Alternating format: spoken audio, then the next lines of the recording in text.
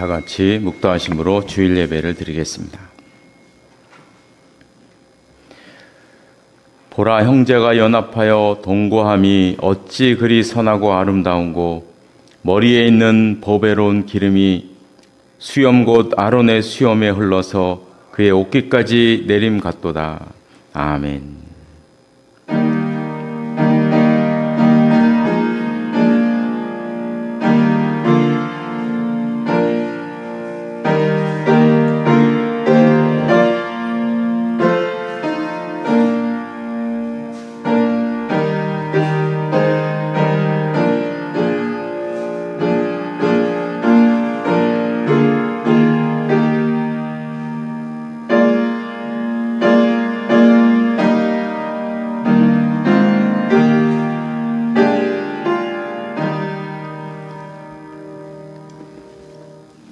모두 일어나셔서 찬송가 67장 부르시겠습니다.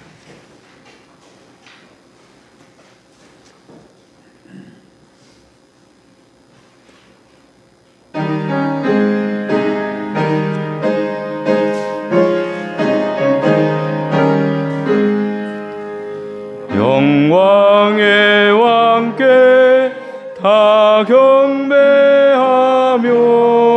그 크신 사랑 늘 찬송하라. 예부터 영원히 참방패시니 그 영광의 주를 다 찬송하라.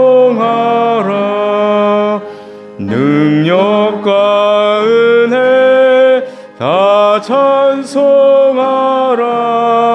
그 옷은 햇빛, 그 집은 궁창, 그 누의 소리로 준호하시고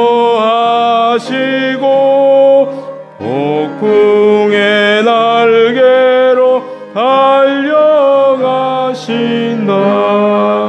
저 아름답고 놀라운 일이 가득한 이 땅 다 주의 조화.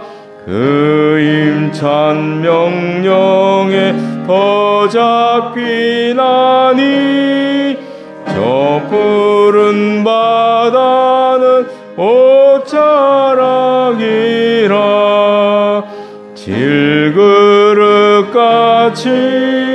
연약한 인생 주지하여 늘 강건하리. 온 백성 지으신 만왕이시니 그 자비 영원히 변함없어라. 아멘.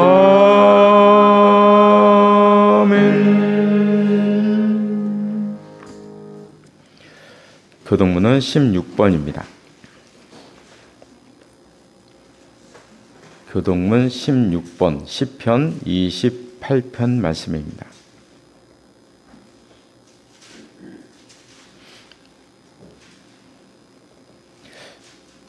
여호와여, 내가 주께 부르짖으오니 나의 반석이여 내게 귀를 막지 마소서.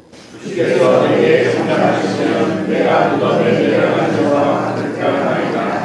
내가 주의 지성소를 향하여 나의 손을 들고 주께 부르짖을 때에 나의 간구하는 소리를 들으소서. 악인과 악을 행하는 자들과 함께 나를 끌어내지 마옵소서. 그들은 그 이웃에게 형평을 말하나 그들의 마음이 나를 하고 있나이다. 그들은 여호와께서 행하신 일과 손으로 지으신 것을 생각하지 아니하므로 여호와께서 그들을 파괴하고 건설하지 아니하시리로다.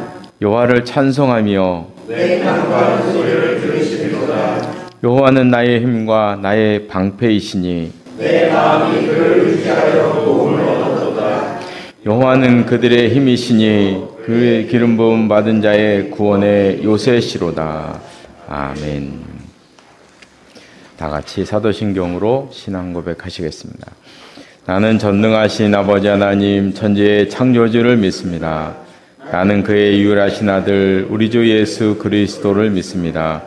그는 성령으로 잉태되어 동정녀 마리에게서 나시고 본디오 빌라도에게 고난을 받아 십자가에 못 박혀 죽으시고 장사된 지 사흘 만에 죽은 자 가운데서 다시 살아나셨으며 하늘에 오르시어 전능하신 아버지 하나님 우편에 앉아 계시다가 거기로부터 살아있는 자와 죽은 자를 심판하러 오십니다. 나는 성령을 믿으며 거룩한 공교회와 성도의 교제와 죄를 용서받는 것과 몸의 부활과 영생을 믿습니다. 아멘. 예, 자리에 앉으시기 바랍니다.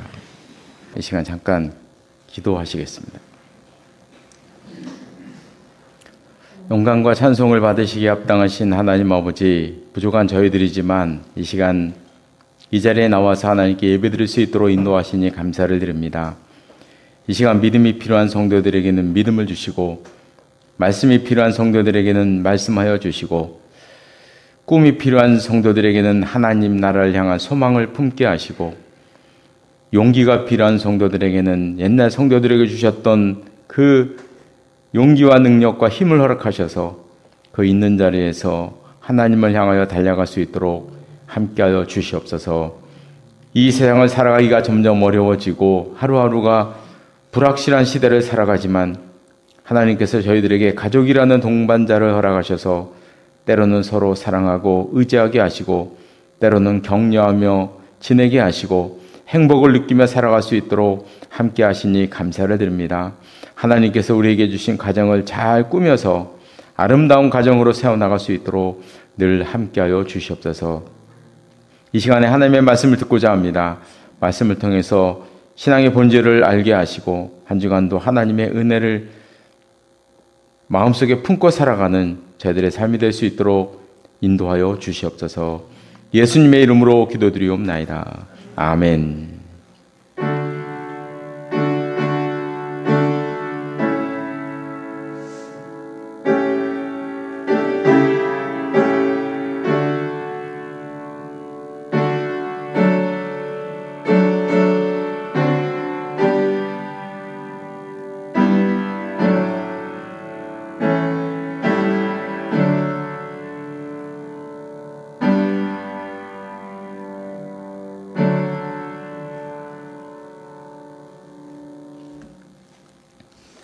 오늘 주시는 하나님의 말씀은 구약성경 룻기 2장 말씀입니다.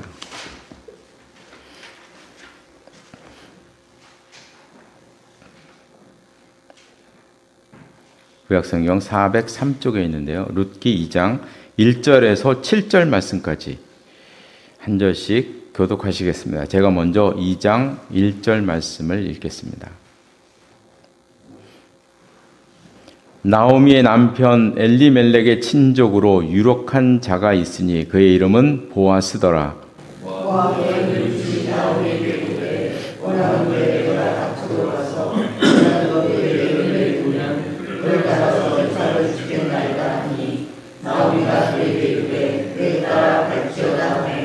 룻이 가서 베는 자를 따라 밭에서 이삭을 줍는데 우연히 엘리멜렉의 친족 보아스에게 속한 밭에 이르렀더라. 마치 보아스가 그에게서부터 와서 베는 자들에게 이르되 여호와께서 너희와 함께 하시려고 하노라 하니 그들이 대답하되 여호와께서 당신에게 복 주시기를 원하나이다 하니라. 보아스가 베는 자들을 거느린 사환에게 이르되 이는 누구의 소녀냐 하니 베는 자를 거느린 사환이 대답하여 이르되 이는 나오미와 함께 모압 장소로 함께 보겠습니다. 그의 말이 나로 베는 자를 따라 단 사이에서 이삭을 죽게 하소서 하였고 아침부터 와서는 잠시 집에서 쉰 후에 지금까지 계속하는 중이니이다. 아멘. 이 말씀이 하나님의 은혜가 함께 하시기를 바랍니다. 찬송가 321장 찬송가 321장 부르시겠습니다.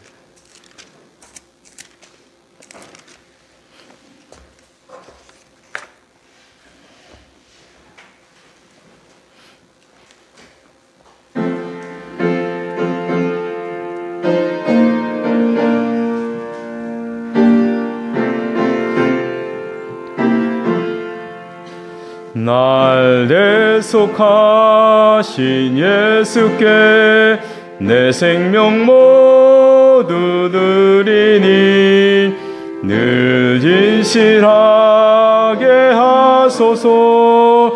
내 구주 예수여, 나 구주 위에 살리라. 내 기쁨 한량없으리.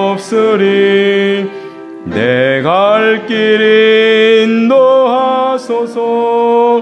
내 구주 예수여, 날 구원하신 예수를 일평생 의지하오니 날 영접하여 주소서. 내 구주 예수여, 나 구주 위에 살리라. 내 기쁨 한량없으리. 내 갈 길 인도하소서. 내 구주 예수여, 주 십자가에 달리사 날 자유하게 했으니 내 몸과 마음을 주 위에 다스게 하소서. 나 구주 위에 살리라. 내 기쁨 한량없으리. 내 갈 길 인도하소서. 내 구주 예수여. 아멘.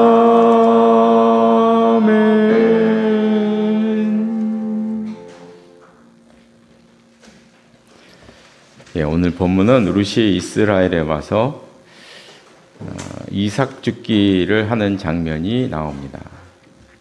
그래서 이삭 죽기 하면 이 그림이 많이 생각이 나죠. 그렇죠? 유명하죠. 이삭을 여인들이 들판에서 밭이겠죠. 뭐 이렇게 이삭을 줍고 있습니다. 제가 어느 글에 보니까 이 그림이 우리나라에서 제일 많이 걸려 있는 데가 어디냐면 이발소와 미장원이랍니다. 잘 모르겠어요. 기억이 잘 안 나는데 예전에 그 이발소와 미장원에 이 그림이 제일 많이 걸려 있었대요. 보면은 참 아름다워요. 그렇죠? 아름답고 전원적이고 목가적이고 평온하고 그죠? 우리의 그냥 시골 모습. 그래서 아마 이발소와 미장원에 많았던 게 그 좁은 공간에 그 정말 피 터지는 이 도시 생활 속에서 이 그림을 보면서 그래도 이발하는 동안에 마음의 안식을 오더라고 걸어놓은 게 아닌가 싶어요. 시골적인 분위기, 참 아름다운 밀레의 이삭 죽기. 근데 이 그림의 속사정은 그게 이제 아니라고 해요. 이거는 그 당시에 최빈곤층의 어려운 삶을 그린 그림이라 그렇게 받아들이고 있더라고요. 네. 그 당시 점점 커지는 빈부격차를 이 그림에서 사람들은 본다 그래요. 이 최하층민이 이 바닥에서 이제 줍는 것을 먹고 살 수밖에 없는 삶, 뭐 그런 것을 이렇게 그렸다고 하더라고요. 근데 이제 이 그림이 바로 오늘 본문 룻기 2장에 있는 이 말씀이 배경이 되었다는 건 이제 또 잘 모르죠, 그렇죠? 이 그림은 룻이 이삭 죽기 하는 모습을 거기에 영감을 받아서 그린 그림이라는 것입니다. 그러니까 이제 룻의 이삭 죽기는 뭐 밀레 시대뿐만 아니고 그 전에 모든 역사를 통틀어서 가장 정말 최하층민이 하면서 살았던 게 대대로 이삭 죽기인 거죠. 이삭 죽기. 이삭을 주워 보셨는지 모르겠어요. 저는 대민지원 갔어요. 옛날에 군에 있을 때 대민지원 나가서 제가 이삭죽기를 직접 해봤어요.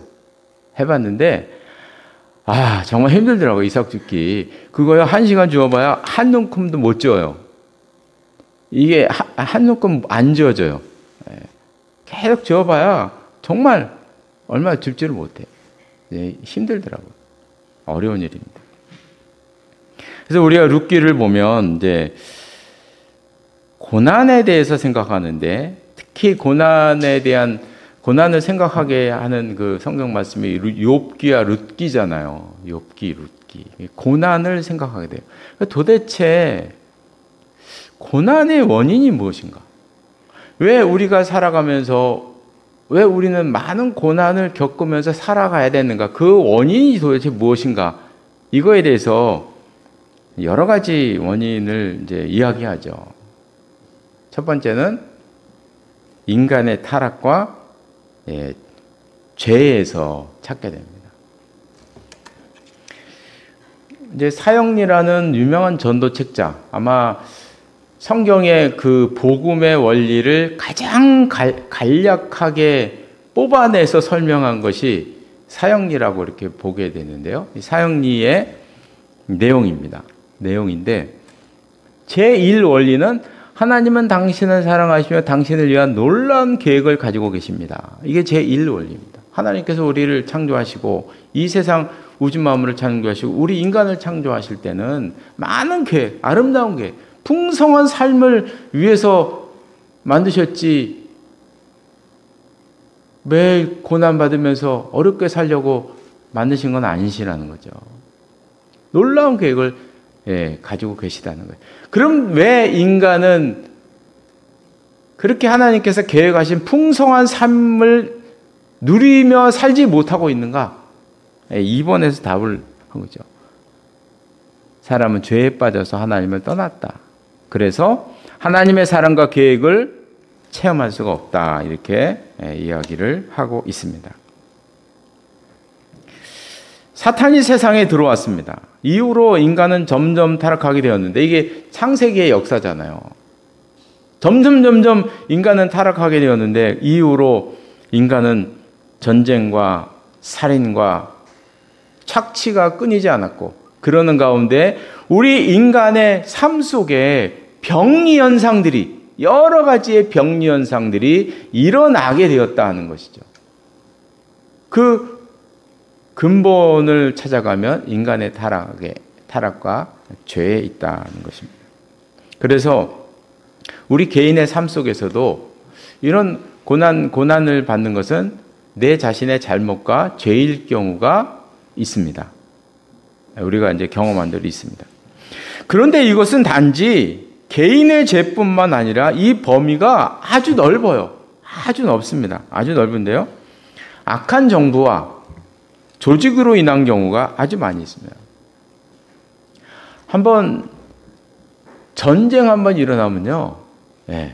전쟁 한번 일어나면 모든 국민이 다 최악의 고난 속에 빠져들어가는 것입니다. 인류의 역사상 전쟁만큼 인간을 망가뜨리는 게 없거든요. 그렇게 빠지는 거예요. 우크라이나나 지금 가나지구나 한번 이렇게 생각을 해요. 상상을 해보세요. 얼마나 힘들겠어요. 그 안에서. 그거는 자기 죄 때문에 그런 것도 아니고 이거는 정부의 잘못된 정부들 이런 것들로 인한 고난인 것입니다. 그리고 또 예를 들면 그 카스트 같은 신분 제도가 한번 있으면 그 신분 제도를 가진 그 나라와 그 국가는 대대손손 고난이 세습이 되는 거죠. 고난이 대대손손 세습이 되는 거예요. 자기 의지와는 상관없이 그 속에 살아가는 것입니다. 자기가 지배자가 되고 좋은 신분을 가진 것은 전생에 선한 업보를 쌓은 때문이고 너희가 하급 인생으로 태어난 것은 전생에 죄를 많이 지었기 때문이다. 그래서 착취와 압제를 정당화시키는 이런 조직 속에서는 그냥 삶이 고난인 거죠. 삶이 고난인 것입니다. 그래서 이런 것은 개인의 죄와는 별개로 어떤 집단의 죄로 인한 것입니다. 제가 느낀 것은 우리는 뭐 그런 데서 좀 벗어나서 살고 있으니까 잘 모르는데 우리 인류 가운데서 가장 많은 고난을 그 인간에게 안긴 것은 바로 여기라고 생각을 해요. 집단의 죄. 그것으로 인한 고난. 이것이 가장 크죠. 가장 큽니다. 이것을 오늘날의 말로 표현해 보면 시스템의 잘못. 요즘 이렇게 말하더라고요. 이거 있어 보이지 않습니까? 그렇죠? 시스템의 오류, 시스템의 잘못으로 인하는 것입니다. 왜? 인간의 삶에 너무나 치명적인 것입니다. 그래서 보면 어떤 국가에 큰 사건이 하나 탁 일어나잖아요. 그러면 그 선진국과 후진국의 차이를 나누는데 후진국은 어떤 큰 사건이 일어나요. 그럼 후진국은요, 그걸 개인의 잘못으로 돌려요. 개인의 잘못으로 돌리는 경향이 있어요. 선진국일수록 그 사건은 시스템의 잘못으로 보는 경향이 많아집니다. 그래서 선진국들은 그 나라에 무슨 일이 일어났으면 다 뜯어고치려고 이렇게 노력을 하잖아요. 그죠? 다 뜯어고치려고. 차이점이 거기에서 있게 됩니다. 하여간 첫 번째는 인간의 타락과 죄 때문이다. 집단의 죄 때문이다. 두 번째는 인생의 주기 때문에 오는 경우가 또 있습니다. 인생의 주기 때문에.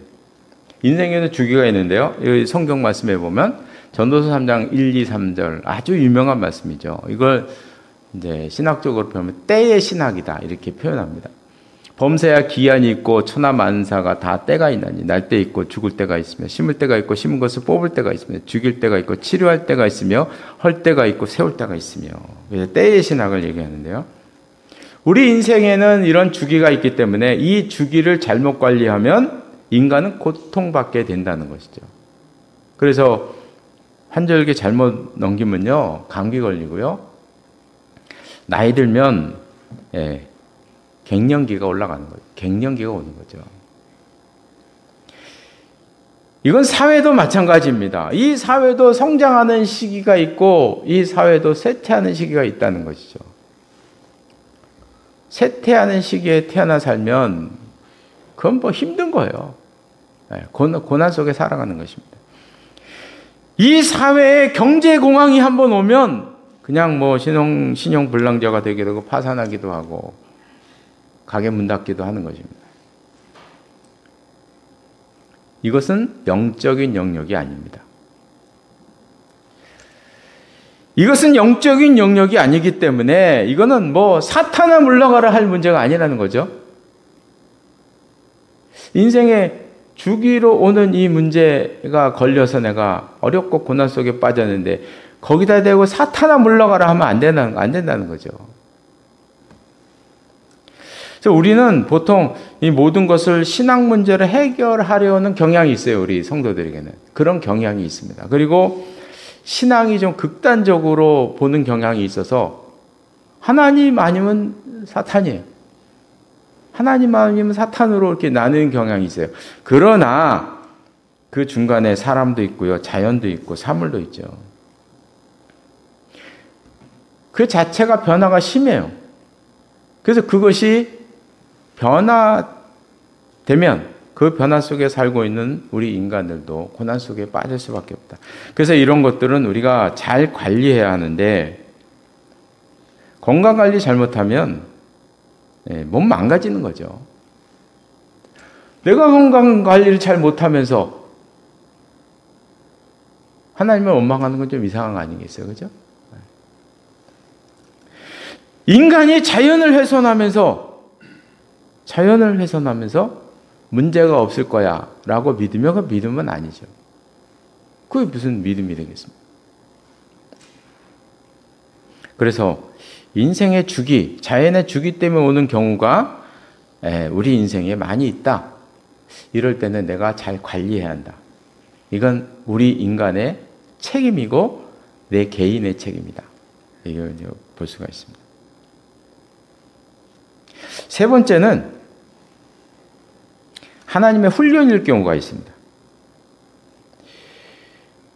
그 우리가 이제 욥기, 룻기를 제가 이제 대표로 들었는데 욥기와 룻기를 보면 그들이 왜 고난 받았는지를 몰라요. 설명이 안 됩니다. 고난, 주제는 고난인데 왜 그들이 고난을 받는, 욥과 룻과 나오미, 특히 나오미도 보면, 아니 세상에 그렇게 착한 사람이 어디 있습니까?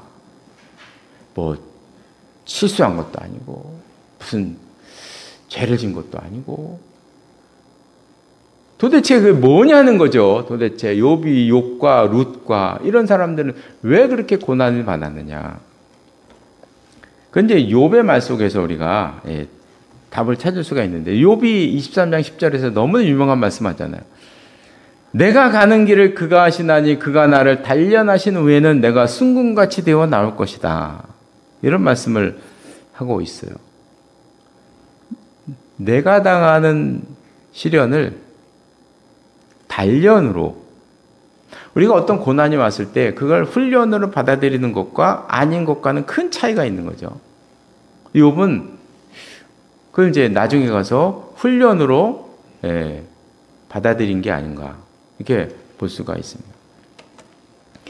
이렇게 하나님의 훈련으로 우리가 고난을 당할 때가 있는데, 이렇게 하나님의 훈련으로 고난을 당할 때는 큰 유익이 있습니다. 나중에 큰 유익이 있는데, 인격적인 성숙을 가져오든지, 아니면 순결한 삶을 살게 되든지, 아니면 어떤 부를 얻게 된다든지, 아니면 인생의 깊이를 더 크게, 더 깊이 느끼고, 이 인간의 삶의 넓이를 더 넓게 이해하는, 이런 이제 사람을 이끄는 그런 리더의 역할을 할 수 있는 사람으로 성장하게 된다는 거죠. 하나님 훈련일 경우에 그렇다는 것입니다. 네 번째는 하나님의 영광을 위한 고난인데요. 하나님의 영광을 위한 고난은 성경에 나와 있어요. 성경에 보면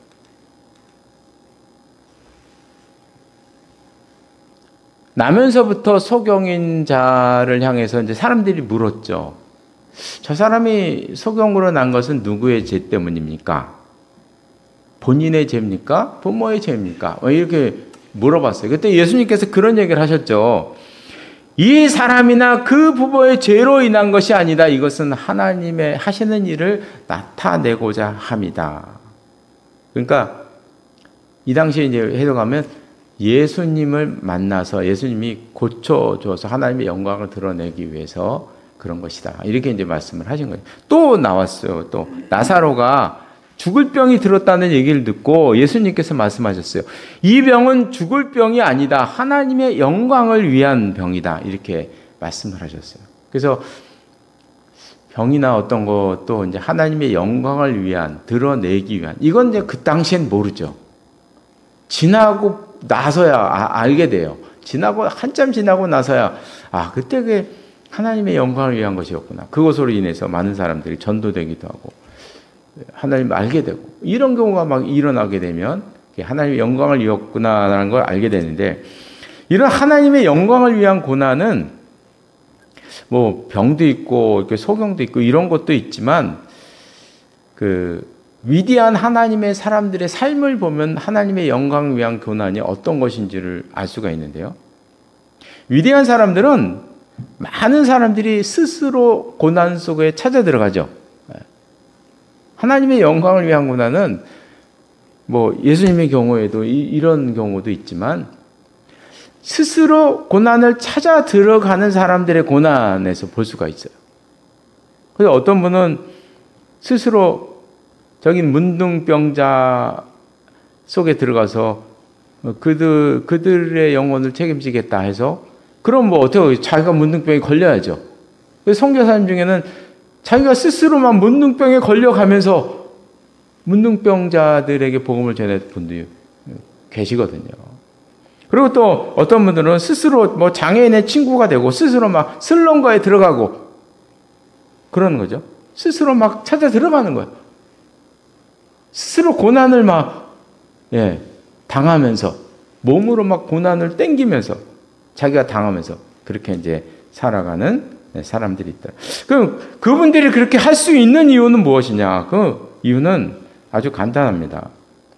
더 큰 가치를 그들은 보았기 때문입니다. 그래서 하나님의 영광을 위한 고난은 우리 인생에서 더 큰 가치, 그런 것을 가질 때 하나님의 영광을 위한 고난을 이라는 것을 발견할 수가 있게 됩니다. 그래서 우리가 이제 지금까지 4가지를 보았는데 보통 책이나 다른 데서 보면 이 4가지로 설명을 해요. 인간의 타락과 죄 때문이다. 인생의 주기 때문이다. 세 번째는 하나님 훈련일 경우가 있다. 그리고 하나님의 영광을 위한 고난이 있다. 이렇게 설명을 하는데요. 요건 이제 제가 지금까지 이렇게 살면서 느낀 건데 또 한 가지 경우가 있다라는 거죠. 이건 제 개인적인 얘기입니다. 아주 제 책을 보거나 이런 거 아니에요. 저 개인적으로 제가 깨달은 게 있어요. 그게 뭐냐면 이건 뭐 하나님의 훈련이란 말로도 설명이 안 되고 뭐 하나님의 영광을 위한 것이라고도 이렇게 설명이 안 되고 그리고 이게 뭐 누구의 죄 때문이다로 잘못이다 뭐 시스템의 오류다 뭐 이렇게 말할 수도 없고 인생의 주기다 이렇게도 말하기 힘든 경우가 있더라는 거죠. 해석하기 어려운 경우가 있어요. 이럴 때는 어떻게 해야 되냐? 인생을 새로운 관점으로 봐야 되는데 제가 이거를 제가 느낀 거는 장애인 때문이에요. 장애인. 나면서부터 장애인이에요. 그러면 뭐 때문입니까? 이건 이제 참 어려운 과제인 거죠. 그래서 우리는 보통 이런 선입감을 가지고 있어요. 보통 장애를 가지면 불행하다는 선입감을 가지고 있습니다. 불행하다는 선입감을 가지고 있는데요. 그러면 도대체 이런 생각을 한번 해볼 수 있어야 돼요. 무엇이 행복이고 무엇이 불행인가? 그 기준을 세우는 것은 그 기준은 인간이 세운 기준입니다. 그렇잖아요. 무엇이 행복이고 무엇이 불행인가? 이거는 사람들이 세운 기준에 불과한 것입니다. 그럼 장애 자체가 불행인가? 행복인가? 그냥 평범하게 태어난 게 행복인가 하는 것은 그냥 사람들이 세운 기준에 불과하다는 것이에요.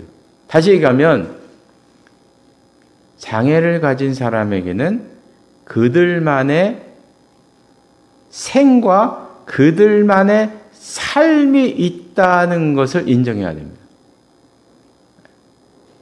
제가 이 다른 방법을 못 찾았어요. 인생에 대해서 그런 우리 인간이 만들어낸 편협한 기준 속에서 보면 안 되고 그 기준을 넘어선 새로운 관점을 가지고 쳐다봐야 한다는 것이죠. 그들에게도 그들의 삶과 그들의 인생과 그들의 행복과 그들의 삶의 목표가 있다는 걸 인정해야 한다는 것이죠. 저는 이런 말을 자주 들었습니다. 자주 들었는데요. 우리 장애인들에게 제일 상처되는 말, 믿는 사람들이 그분을 위해서 한다는 말이에요. 어떤 얘기를 하냐면 장애인들에게 그런 얘기를 많이 한대요. 하나님의 영광을 위한 것이야.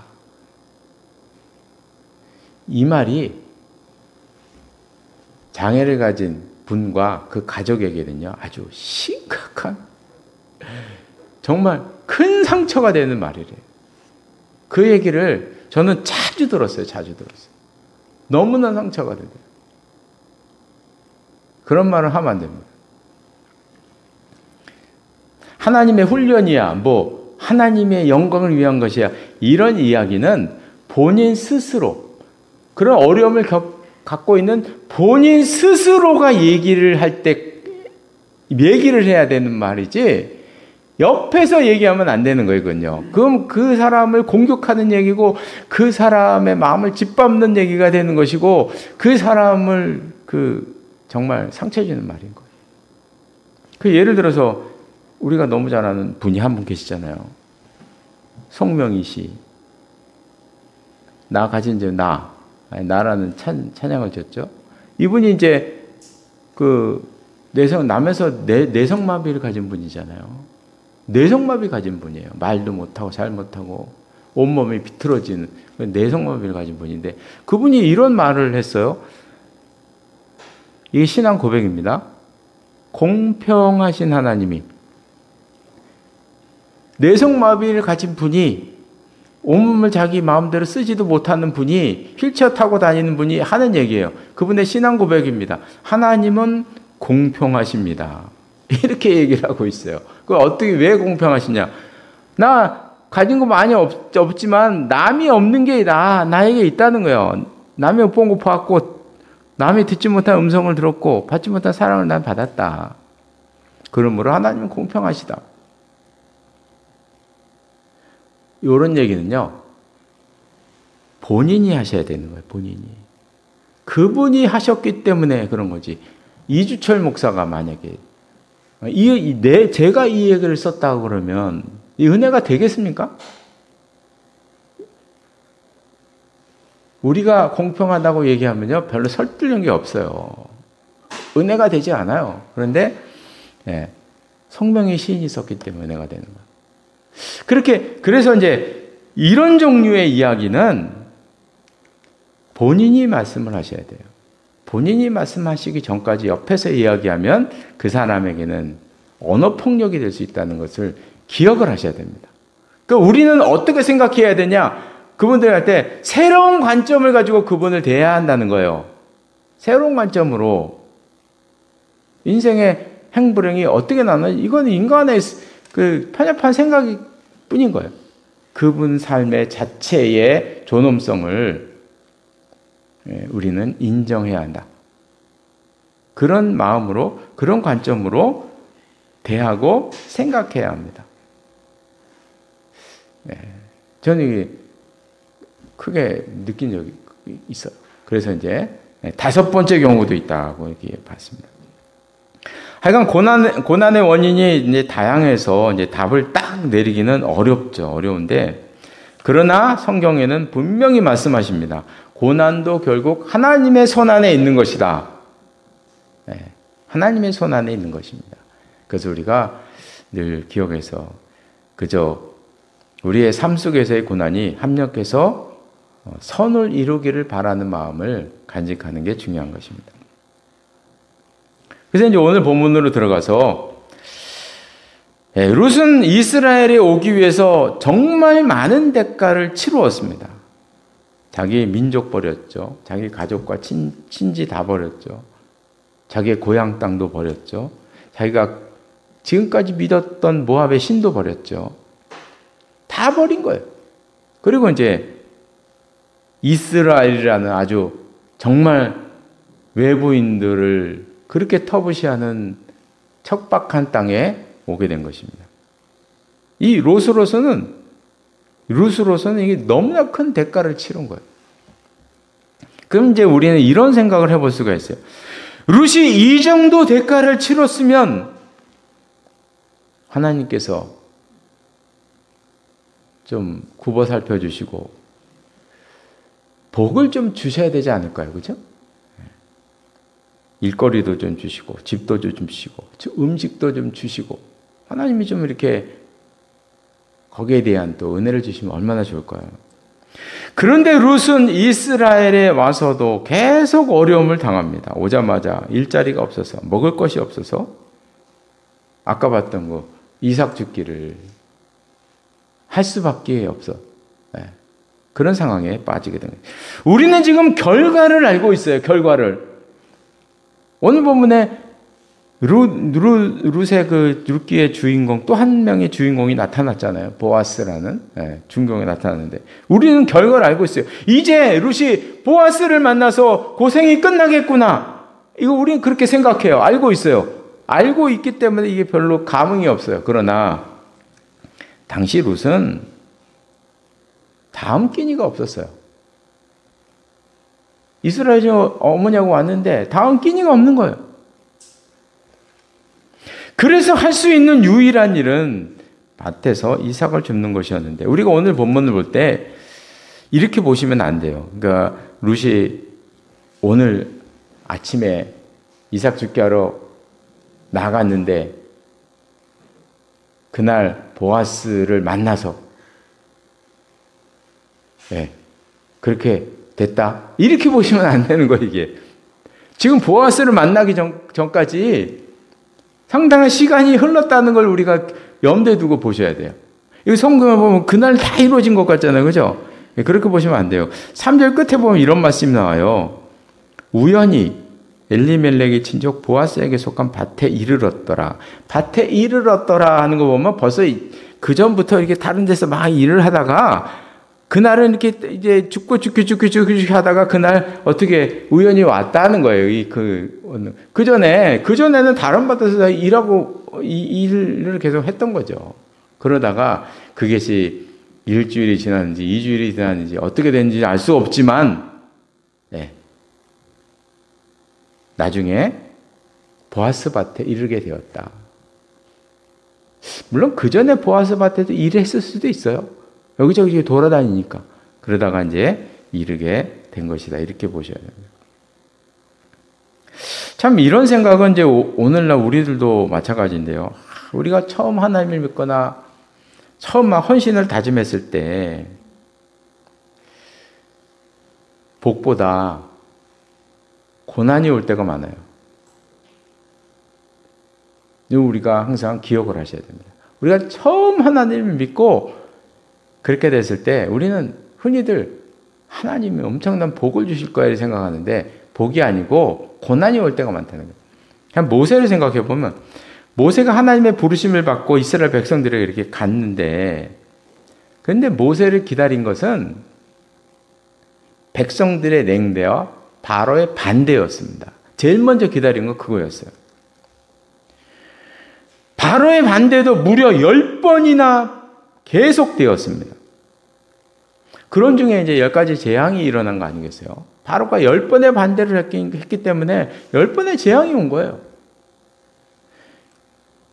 이것을 우리가 한번 모세의 입장에서 생각해 보면 그 10가지 재앙은 바로에게는 재앙이지만 모세의 입장에서는 그 기간은 지도자로 인정받기 위한 기간이었던 거예요. 모세가 처음에 백성이 딱 나타났을 때 하나님께서 날 보내셨다 그러면 백성들이 그 받아들이겠습니까? 만약에 처음부터 모세를 보고 하나님이 보내신 사람이라고 인정하고 받아들였다면 그 백성들이 이상한 거죠. 어느 날 갑자기 어떤 사람이 와가지고 하나님 보냈어. 내가 너의 지도자래. 이렇게 하면 그걸 받아들이면 이상한 거 아니겠어요? 그런데 재앙이 진행되는 동안 백성들은 모세를 중심으로 모이게 되고 모세를 인정하게 되는.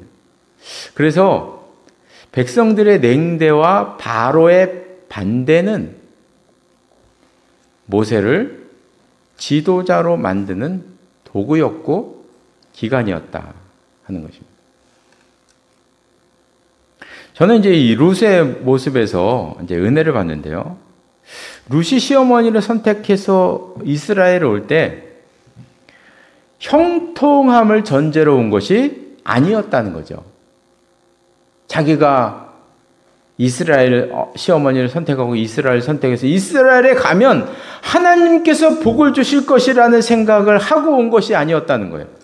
룻은 이스라엘 가면 고생할 것을 알고 온 것입니다.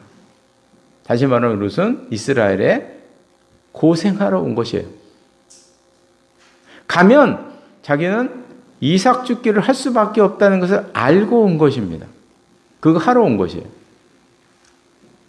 저는 이런 모습에서 이제 신앙이 무엇인지를 느끼게 되는데요. 형통을 전제로 하는 것은 신앙이 아닙니다. 형통함을 전제로 예수를 믿고 교회를 다니는 것은 그건 신앙이 아니에요. 그게 기복신앙입니다. 그게 기복신앙이에요. 그래서 신앙에서 가장 안 좋은 신앙은 조건적인 신앙이 되는 거예요. 신앙이 조건이 되는 거예요. 물질을 주시면, 아들을 주시면, 뭐 이렇게 무엇인가에 조건을 걸고 기도를 하고 조건을 걸고 신앙생활하는 것, 이건 우리가 하지 말아야 될, 정말 하지 말아야 될 그런 모습인 것입니다. 이런 신앙을 가지면 그 조건이 없어지면 신앙이 없어지는 거잖아요. 도리어 하나님을 원망하게 되는 거잖아요. 이제 말씀을 마치겠습니다. 이삭 죽기하러 간 곳이 우연히 보아스라는 사람의 밭이었는데요. 그래서 성경에 아까 우리가 읽었던 3절에 보니까 우연히 이르렀다. 그 이제 우연이라는 단어를 이제 사용을 했습니다. 하나님의 섭리가 룻도 모르는 사이에 이루어지고 있다 하는 것을 이 단어 하나로 지금 설명하고 있어요. 우연히 이르렀다. 하나님의 섭리가 지금 룻을 통한 하나님의 계획과 섭리, 이 가문에서 결국 다윗도 나오고 예수님이 나온 거잖아요. 룻의 배에서 예수님까지 탄생했잖아요. 그 위대한 하나님의 계획이 이제 우연히 이루어지게 된 것으로 말씀하고 있습니다. 우리 인생에서도 정말 중요한 것들은 우연으로 다가옵니다. 내가 선택한 것이 아니잖아요. 전에도 말씀드린 것처럼. 우리 성도님들의 고향 뭐 내가 선택했나요? 우리 성도님들의 부모님 내가 선택했나요? 우리 성도님들의 형제 내가 선택했나요? 우리 성도님 초등학교, 국민학교 다닐 때 그 학교 성도님이 선택하셨나요? 우리 인생의 바탕과 기본과 그 배경은요, 나의 의지가 0.001%도 가입되지 않았어요. 내 인생의 배경은 다 100% 나에게 주어진 것입니다. 다 우연히 점철돼서 나에게 온 것이에요. 그래서 우리는 신앙생활을 하면서 항상 이 하나님에 대한 기대감을 가져야 돼요. 이것이 중요한 것입니다. 하나님에 대한, 내가 어떤 상황에 있든지 하나님에 대한 기대감을 가져야 돼요. 왜냐하면 우리 인생은, 하나님의 섭리는 내가 모르는 우연 속에 들어오기 때문이에요. 들어오기 때문에. 하나님께서 나를 어떻게 이끌어 주실지, 언제 어느 장소에서 어떤 방법으로 다가오실지 우리는 모르기 때문에 항상 우리는 소망과 기대감을 잃지 말아야 한다. 어떤 상황이든지. 이것이 우리가 믿는 사람으로서 가져야 할 일인 것입니다. 기도하시겠습니다. 하나님 아버지, 룻은 이스라엘에 올 때 정말 큰 결단을 했던 것을 보았습니다. 너무나 중요한 것들을 다 버리고, 자기의 민족도 버리고 신앙도 버리고 이스라엘을 선택했던 그 모습을 보았습니다. 그런 선택을 했음에도 불구하고 룻은 이스라엘 올 때 형통함을 전제로 온 것이 아니라 이스라엘에 가면 자기는 먹을 것이 없을 것이고, 그래서 인류 역사상 최하층민이 할 수밖에 없었던 바로 그 일, 이삭을 주울 수밖에 없다는 사실을 알면서도 그는 왔던 것을 저희들이 보았습니다. 그러나 그 모든 일이 하나님께서 룻을 놀라운 가문의 어머니로 하나님께서 세우시기 위한 하나님의 놀라운 섭리 가운데 하나인 것을 저희들이 보았습니다. 하나님, 기도하면서 저희들이 은혜를 베풀어 주셔서 우리가 룻처럼 어떤 상황과 어떤 어려운 가운데 있을지라도 하나님께서 우리의 삶 속에서 역사하실 수가 있고 우연히 우리를 인도하실 수 있다는 그 놀라운 사실을 기대하며 하나님에 대한 소망을 간직하며 살아가는 저희들의 삶이 될 수 있도록 인도하여 주시옵소서. 예수님의 이름으로 기도드리옵나이다. 아멘. 모두 일어나셔서 찬송가 463장 부르시겠습니다. 463장입니다.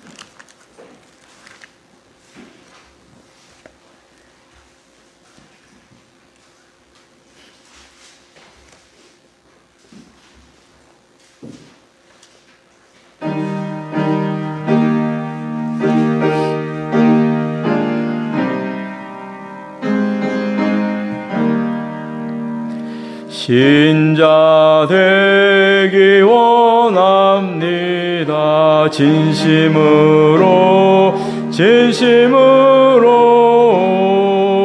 신자 되기 원합니다.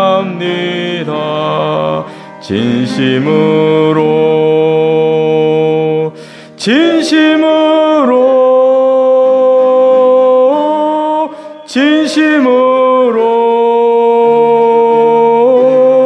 신자 되기 원합니다. 진심으로 사랑하기 원합니다. 진심으로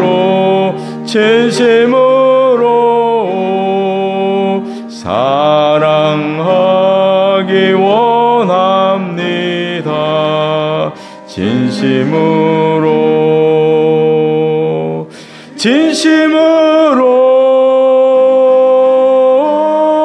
진심으로 사랑하기 원합니다. 진심으로 거룩하기 원합니다.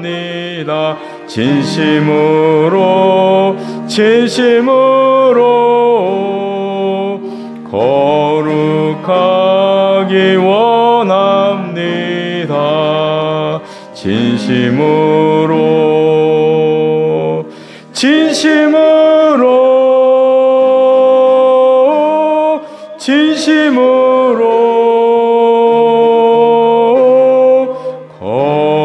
거룩하기 원합니다. 진심으로 예수 닮기 원합니다. 진심으로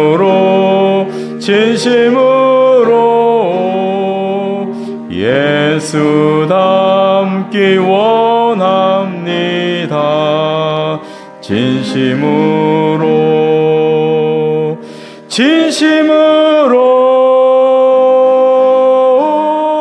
진심으로 예수 닮기 원합니다. 진심으로 아멘. 기도하시겠습니다. 지금은 우리 주 예수 그리스도의 은혜와 하나님 아버지의 극진하신 사랑하심과 성령의 교제하심과 교통하심이 이 자리에 나와서 예배드린 귀한 하나님의 사람들과 가정과 기업 위에 항상 함께 하시기를 간절히 축원하옵나이다. 아멘.